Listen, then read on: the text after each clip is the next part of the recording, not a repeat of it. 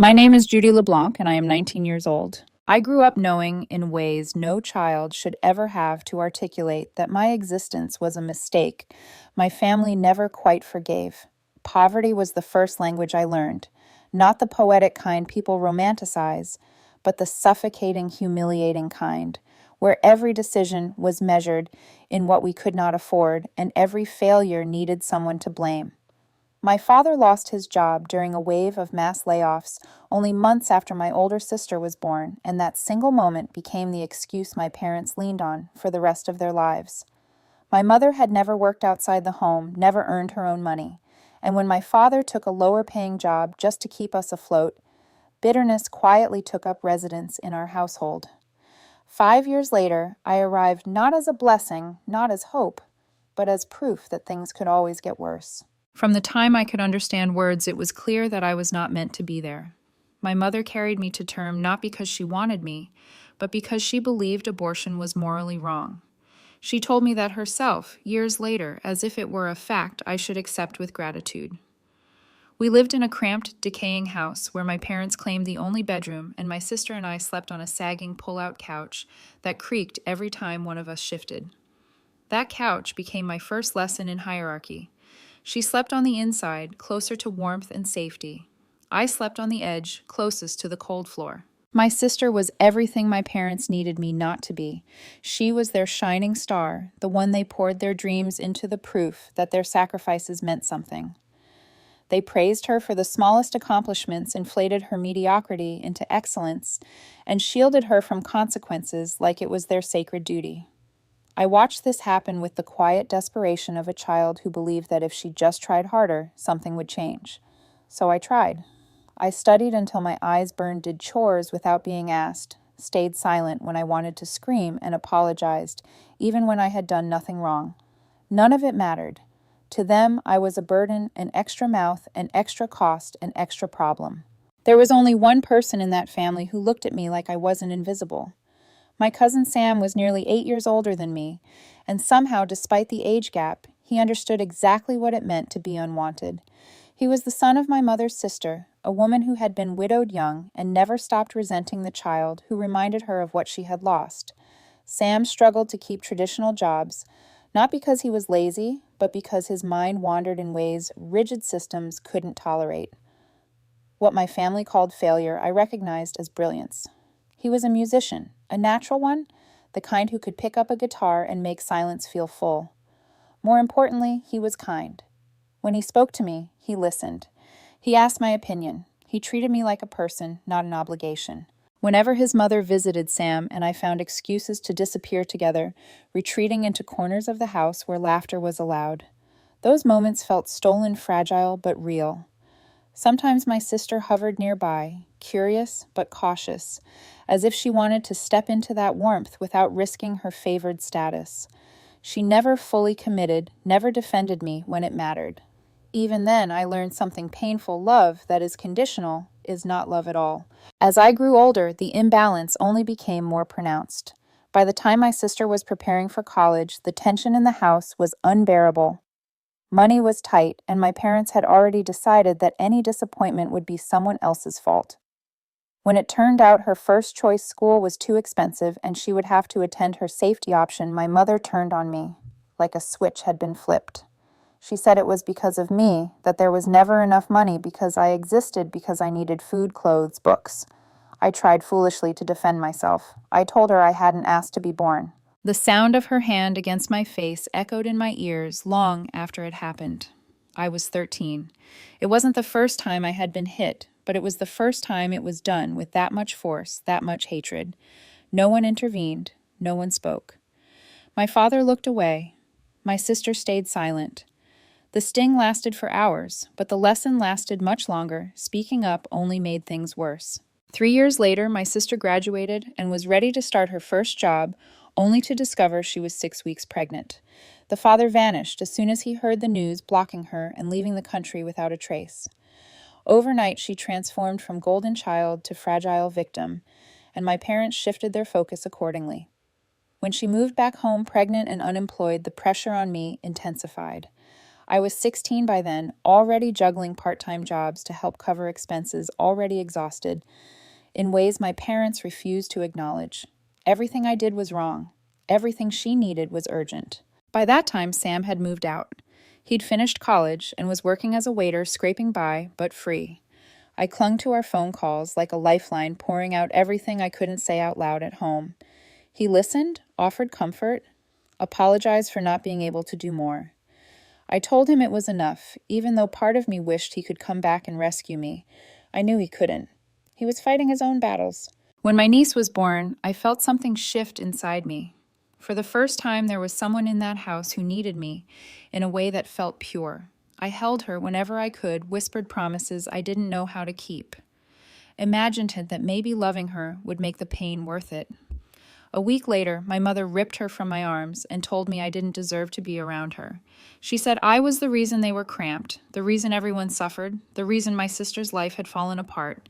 She told me I had no shame for continuing to live there when no one wanted me. Something in me finally broke. I told her she had chosen to have me, that I had just as much right to exist as anyone else in that house. She laughed. She said she had every right to say whatever she wanted because she had raised me. She called me ungrateful. She said things I still can't bring myself to repeat. But that night, as I lay awake on the edge of that same old couch, I knew one thing with absolute clarity. If I didn't leave this house, would finish destroying whatever was left of me. I packed what little I owned in silence and walked out before dawn carrying fear, relief, and guilt, all at once heading toward the only place that had ever felt remotely safe. Leaving didn't feel heroic. It felt like jumping off a cliff without knowing whether there was water or concrete waiting below. Sam's apartment was small, tucked into a town that barely registered on most maps, and he shared it with a roommate who eyed me with polite confusion when I showed up with a half-filled bag and swollen eyes. Sam didn't ask many questions at first. He just stood there processing, then stepped aside and told me I could take his bed while he figured something else out. That alone almost broke me. No accusations, no sighs of disappointment, just space. Life with Sam was hard in ways my parents had never prepared me for, but it was honest.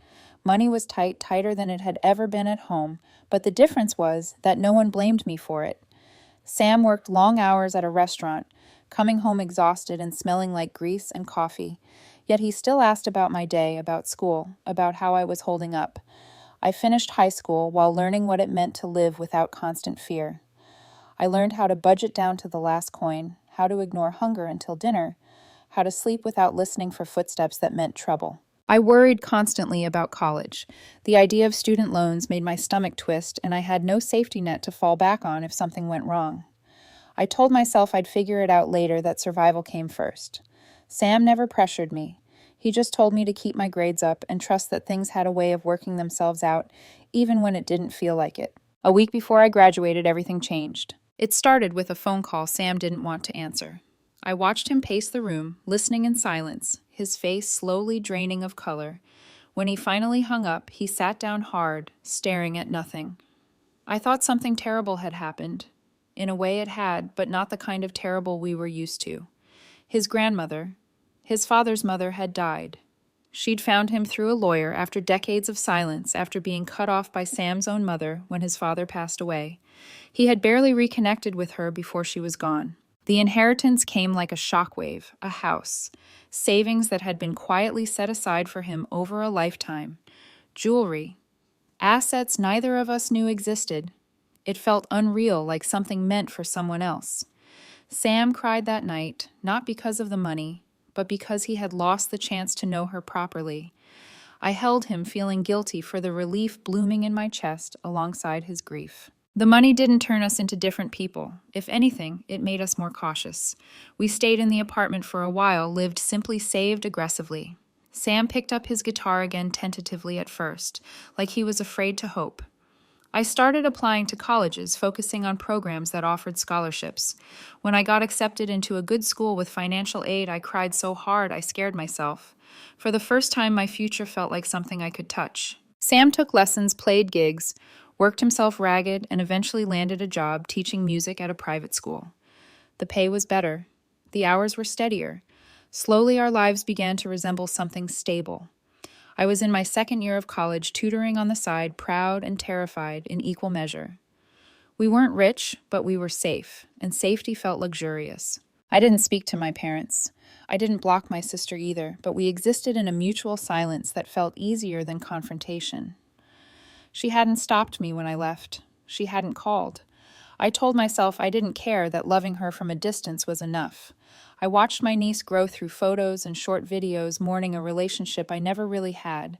It hurt, but it was manageable. I thought I had accepted that this was all my family would ever be to me. Then, 3 weeks ago, I posted a picture of the new phone Sam had bought me for my birthday. It wasn't fancy, just practical. I didn't expect anything to come of it. When my sister messaged me to congratulate me, it caught me off guard. I replied politely. She kept talking. She was warm, nostalgic, almost gentle. Against my better judgment, I let myself enjoy it. We met for coffee days later. She brought my niece. Seeing her in person felt like stepping into a dream I'd convinced myself I didn't need. We laughed. We talked. For a moment, it felt like the past had loosened its grip. When it was time to leave, my sister started crying. She said our mother was sick, that Dad missed me, that everyone wanted me back. I didn't believe her, not really. Then she asked me to come home for dinner, just once, for my niece. She said her daughter was struggling with reading, that she might be dyslexic, that she needed my help. She told me I was her only hope. I agreed before I could stop myself. And as I watched her smile through her tears, I didn't realize yet that I was already walking straight back into the trap I had escaped years ago. I spent the entire week before the dinner pretending I was fine, when in reality, my body was reacting as if it remembered everything my mind was trying to forget. I couldn't sleep properly. Every time my phone buzzed, my chest tightened. Sam noticed, of course. He always did. He asked if something was wrong, and I told him I was just stressed about exams. It wasn't a lie exactly. It just wasn't the whole truth. Part of me didn't want to say it out loud yet, as if naming it would make it real, would make it harder to back out. On the day I was supposed to go, I almost canceled. I stood in front of the mirror, longer than necessary, staring at my own reflection, trying to decide who I was supposed to be when I walked back into that world. The obedient daughter, the forgiving sister, or the stranger who had survived without them. In the end, I chose something neutral. Simple clothes, no jewelry, nothing that screamed progress or stability. I didn't want to give them ammunition before I even crossed the threshold. Sam offered to come with me. The fact that he even thought of it made my throat tighten. I told him it was just dinner, that I'd be fine, that it might even be good closure. He didn't look convinced, but he didn't push. He hugged me before I left and told me to call if I needed anything. I promised I would. The apartment building was newer than I expected, cleaner, with fresh paint and security cameras at the entrance. It didn't match the story my sister had told me about barely getting by, and the discrepancy lodged itself somewhere in the back of my mind. She met me downstairs, smiling too brightly, my niece clinging to her leg. The moment my niece saw me, she let go and ran straight into my arms. That alone almost made the entire trip worth it. Inside, everything felt wrong in a way I couldn't immediately articulate. My parents greeted me as if I were a long-lost guest of honor. My mother had set the table with her good crockery, the kind she used to hide away for special occasions. She kept touching my arm, smiling too much, asking questions in a tone that didn't match her words. It felt rehearsed, like a performance I hadn't been given the script for. We made small talk, painfully polite, carefully measured small talk. They asked about school, about my phone, about how I was managing financially. I answered honestly, but vaguely. I mentioned Sam buying me the phone, my degree, my part-time job. I didn't elaborate on the inheritance or our savings. I didn't mention the house. I watched their faces instead, the way my mother's eyes sharpened just slightly when I spoke, the way my father nodded too quickly. Then the conversation shifted. They told me they'd sold the old house. Times were hard, my mother said, sighing dramatically. Rent was expensive. Everyone was struggling. My Aunt Sam's mother was living with them now. Savings were disappearing fast. My father talked about retirement like it was a looming disaster rather than a natural progression. I listened, the pieces clicking together, one by one, my stomach sinking with each word. When my mother finally said it, when she told me that now that Sam and I were doing well, it was time for us to give back, I felt something cold settle in my chest. She framed it as responsibility, as repayment, as something I owed them for raising me. She said it casually, as if it were the most reasonable thing in the world. I stood up, told her I wasn't hungry anymore, said I needed to leave. That's when the mask slipped. My mother's voice changed, first sharp and impatient. She told me I had to stay, that we needed to talk, that rent was due soon and they were counting on me. When I insisted again, she snapped, accused me of being selfish, ungrateful, said that if I could afford luxuries, I could afford to help my family. My phone became evidence. My education became leverage. My existence became a debt. I turned to my sister, asked her if this was what she meant when she said they missed me. She didn't answer. She wouldn't meet my eyes. The silence was louder than any insult. My mother answered for her. She said they didn't miss me. They needed me. There was a difference, and I should be grateful they were willing to let me help at all. Something inside me snapped. Years of swallowed anger surged up at once. I said things I'd never dared to say before. I told them they'd done nothing for me but break me down, that I owed them nothing. My mother lunged at me. Her hand raised her face, twisted with the same fury I remembered from years ago. This time I didn't freeze. I caught her wrist midair and shoved her back. She fell onto the couch, stunned. The room went silent, and in that moment of shock, I ran. I didn't look back. I didn't stop until I was on a bus, heart-pounding hands, shaking tears, blurring everything. I got home safely, alone. The messages started almost immediately after. Accusations, lies, my sister saying I'd attacked them, my mother claiming victimhood. I didn't respond. I didn't tell Sam, not yet. But as I sat in my room that night, replaying everything over and over, I realized something terrifying. They weren't done with me. Not even close. For days after that night, I moved through my life like a ghost. I went to class. I answered emails. I smiled when people spoke to me. But inside, everything was loud and shaking like something unstable had finally been knocked loose. Every vibration of my phone sent a spike of dread through my chest. I didn't need to check it to know who it was. Stella. Again, and again, and again. At first, her messages were almost polite. She said she didn't understand why I'd reacted like that. She said Mom was hurt, that Dad was furious, that I'd embarrassed them in front of family. I ignored her. Then the tone changed. She accused me of lying about my childhood, of exaggerating, of always playing the victim. She said I'd laid hands on our mother. She said I'd traumatized her daughter. Each message felt like a rewrite of reality, and I started to wonder if this was how they had always survived, by bending the truth until it broke. When I blocked her, she found another way, a different number, then another. When that stopped working, fake social media profiles appeared, each one more unhinged than the last. She begged, she threatened, she cried, she accused me of destroying her family. She told me that if they got evicted, it would be my fault, and my niece would remember that forever. That was the part that got to me. I barely slept. When I did, I dreamed of that old couch, of my mother's hand, of my niece reaching for me, while someone pulled her away. I kept telling myself I was done, that I didn't owe them anything, but guilt is a stubborn thing. It doesn't care about logic. It feeds on habit, on years of being told your worth is conditional. I hadn't told Sam yet. Every time I tried, the words tangled in my throat. I was afraid of disappointing him, of proving that, despite everything, I was still weak enough to be manipulated. But the longer I kept it to myself, the worse it felt. One night, after another barrage of messages, I finally broke. I handed him my phone and let him read everything. He didn't interrupt. He didn't sigh. He didn't look angry at me, not even a little. When he finished, he set the phone down and said something that shifted everything. He told me it was normal to miss people who had hurt me because they were familiar, that when you grow up in dysfunction, your brain confuses pain with love. He said unlearning that wasn't failure, it was work. I cried harder than I had in years. Sam told me that using my niece as leverage was calculated, cruel, that if they truly cared about her well-being, they wouldn't be gambling with her future by harassing me. He said something else too quietly, carefully. If things got bad enough for my niece, there were systems in place to protect her. It wasn't my responsibility to bankroll people who had never protected me.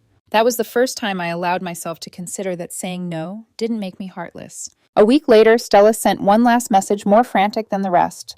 She said they were days away from being kicked out, that everyone else had already done their part, that I was the only one left. I stared at it for a long time before finally unblocking her number and calling. She answered immediately. She didn't let me speak at first.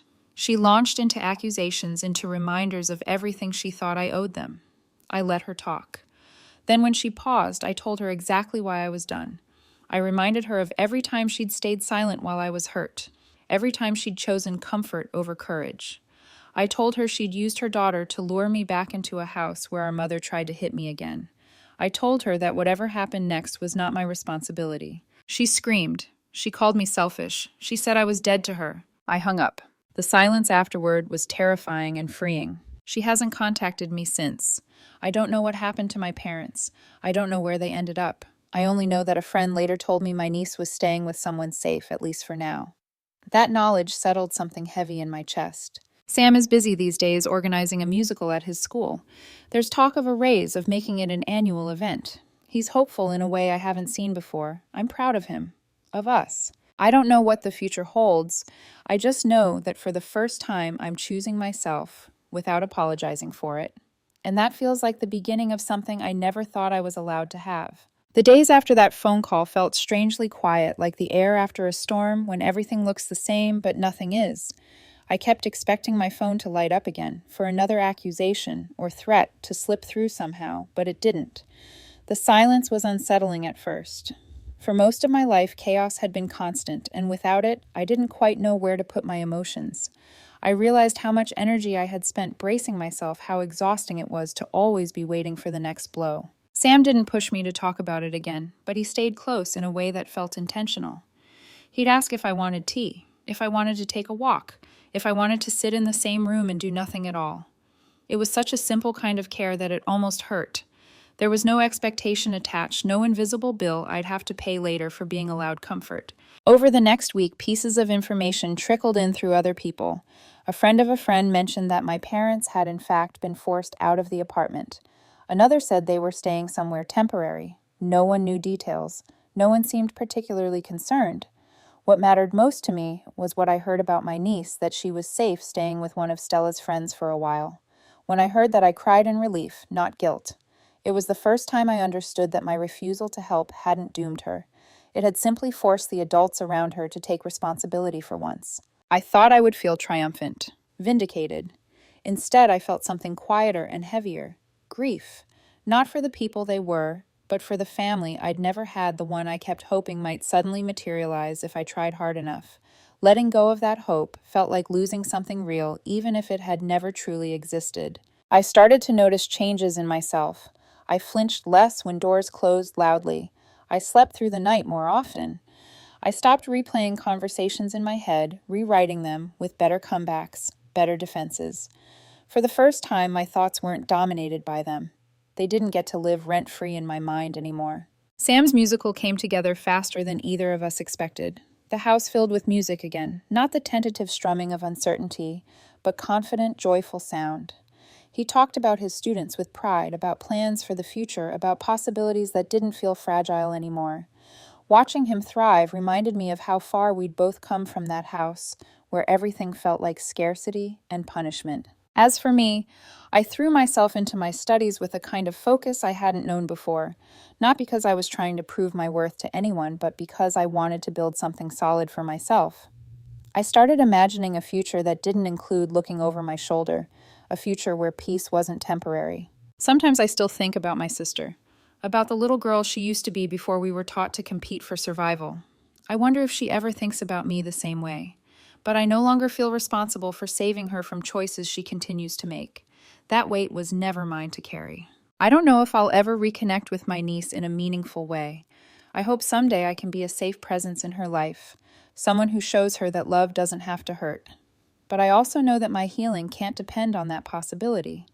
I've learned finally that protecting myself isn't selfish, it's necessary. For the first time, I'm not asking whether I'm allowed to choose myself. I already have. Time didn't heal everything the way people like to promise, but it did something quieter and more honest. It gave me distance, and with distance came clarity. A month passed, then another.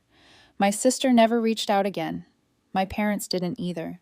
For years, I'd imagined that silence from them would feel like abandonment all over again, but this time it didn't.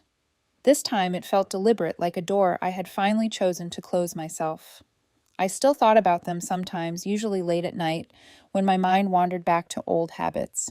but the thoughts no longer had teeth. They were memories, not wounds, reopening. Sam's musical was a success in a way that surprised even him. Parents showed up in numbers the school hadn't seen in years. Students who had never believed in themselves stood on stage and owned the room. When the final applause faded, I saw something in Sam's face that made my chest ache in the best way. Pride. Not the desperate kind we grew up chasing, but the grounded kind that comes from building something real. The school offered him a raise. They started talking about making the musical an annual event. Watching him step fully into a life he deserved felt like a quiet victory for both of us. As for me, I started therapy. It wasn't dramatic. There were no instant breakthroughs or perfectly worded revelations. Some sessions were just me sitting in silence, trying to put words to things I'd been taught to bury. But slowly patterns emerged. I learned that what I'd experienced wasn't discipline, it was abuse. That my guilt wasn't empathy, it was conditioning. That my instinct to sacrifice myself for others wasn't kindness, it was survival. One afternoon, my therapist asked me a question that stayed with me long after I left her office. She asked who I would have been if no one had ever convinced me I was a problem. I didn't know the answer, but for the first time I wanted to find out. I heard one last update about my family through the same friend who'd kept me in the loop before. My parents were staying with distant relatives. My aunt had moved on to someone else's couch. Stella was still working as a babysitter, still struggling, still angry at the world. My niece was safe, bouncing between adults who seemed to care more about her than her own grandparents ever had. That knowledge brought me peace I hadn't expected. I couldn't fix everything, but I hadn't broken it either. Sometimes I imagine my niece growing up and asking questions, asking why her aunt wasn't around. I hope that if that day comes, she's told the truth, not the bitter, twisted version, but the real one. That I left because I had to. That I chose a different life because I wanted her to know it was possible to walk away from harm and still be whole. I don't fantasize about reconciliation anymore.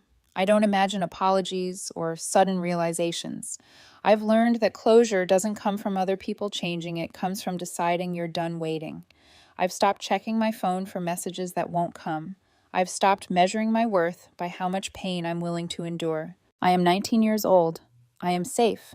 I am learning what peace feels like when it isn't followed by punishment. My family taught me many things, most of them by accident. They taught me what neglect looks like, what entitlement sounds like, what love becomes when it's conditional. But they also taught me something else without ever meaning to. They taught me exactly what I refused to become.